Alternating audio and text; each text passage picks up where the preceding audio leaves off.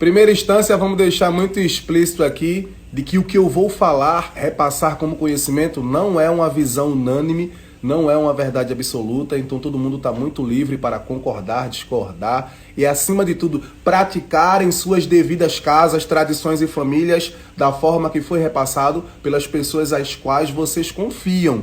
Eu acredito que, como foi falado aqui, o catiço, o cativo, o escravo, que é como popularmente é chamado aqui em casa, nós chamamos de espíritos ancestrais brasileiros ou divindade dos cultos afro-brasileiros. Essas divindades, elas têm livre-arbítrio.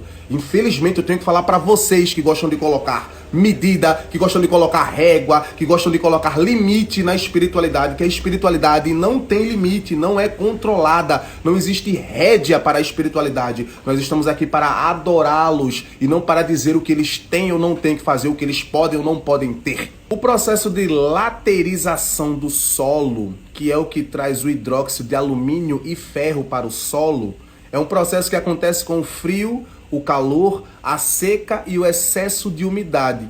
Que esse processo não acontece só na África.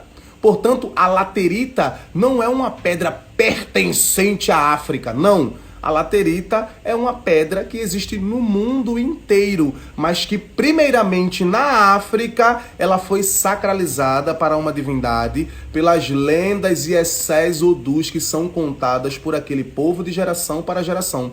Então, na África, a pedra é sagrada há mais tempo. Isso não quer dizer que ela não possa ser sagrada para uma divindade, um ancestral brasileiro, que precise, por vezes, da essência que existe naquele processo natural para que aquela pedra seja formada para fortalecer o assentamento dele. Nada proíbe isso. Então, eu acho que deveria, de fato, haver uma certa filtração nessa história de isso aqui pode, isso aqui não pode, quando se trata de um humano falando de ancestrais, de seres de outra dimensão, de outro plano, de orixás, entidades brasileiras ou iorubanas.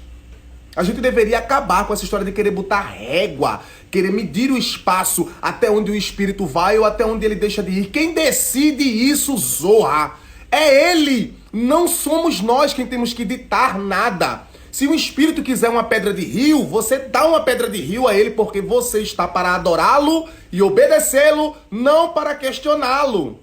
Se o espírito pedir uma pedra de Yangui, você dá, mas não pergunta para o humano o que é que o humano acha. Se o espírito falou o que quer, ele sabe o que é melhor. Ou do contrário, a gente está duvidando da nossa própria espiritualidade para acreditar na boca podre do humano, porra. Sem contar os N processos, assim, porque a gente encontra Yangui embaixo de outras formações rochosas, a gente encontra Yangui embaixo da terra vermelha ou da terra amarela, do barro, a gente encontra Yangui na água, Yangui-Odô, como é conhecido. Nós encontramos essa formação, essa laterização do solo em vários pontos, ou seja, quando um espírito ou um orixá precisa de um Yangui, ele não está precisando da pedra e da formulação enérgica e espiritual que algum humano ditou. Ele está buscando aquela pedra pela formação espiritual e enérgica natural que ela tem.